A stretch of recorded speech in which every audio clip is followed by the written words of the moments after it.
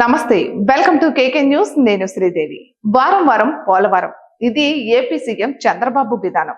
మరి ఉప ముఖ్యమంత్రి పవన్ కళ్యాణ్ కి ఒక నినాదం ఉండాలి కదా. అందుకే ఆయన తన సొంత నియోజకవర్గం పిఠాపురం మీద ఫుల్ ఫోకస్ పెడుతున్నారు. పిఠాపురం జనసేన అడ్డా అని మంత్రి నాదెండ్ల మనోహర్ అన్న తరువాత పవన్ అలా సెట్ చేయకుండా ఉంటారా అన్నదే ఇప్పుడు అంతా అనుకునే మాట. సీఎం చంద్రబాబు పోలవరం ప్రాజెక్టును పరిశీలించారు. దీంతో కూటమి నేతలు ఆయనకు స్వాగతం పలికారు.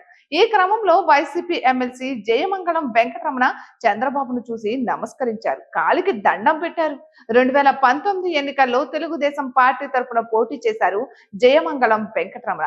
ఆ ఎన్నికల్లో ఓడిపోయారు. అటు తర్వాత వైఎస్ఆర్ కాంగ్రెస్ పార్టీలో చేరారు. ఆ పార్టీ తరఫున ఎమ్మెల్సీగా కూడా ఎన్నికయ్యారు.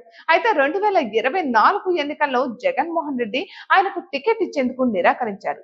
అయితే ఎన్నికల్లో వైఎస్ఆర్ కాంగ్రెస్ పార్టీ ఓడిపోవడంతో జయమంగళం వెంకటరమణ జనసేనలో చేరారు. అయితే వైఎస్ఆర్ కాంగ్రెస్ పార్టీ ద్వారా వచ్చిన ఎమ్మెల్సీ పదవికి రాజీనామా చేసిన ఆమోదానికి నోచుకోలేదు. 1999లో తెలుగుదేశం పార్టీలోకి ఎంట్రీ ఇచ్చారు జయమంగళం వెంకటరమణ.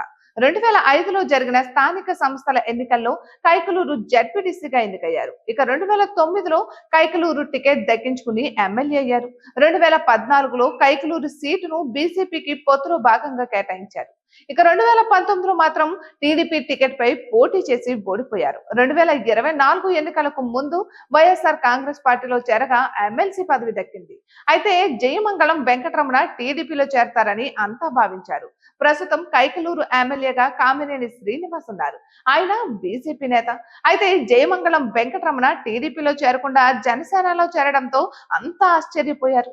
ఇక ఇప్పుడు ఏకంగా టీడీపీ అధినేత చంద్రబాబుకు పాదాభివందనం చేసి అందరినీ ఆశ్చర్యంలో పడేశారు.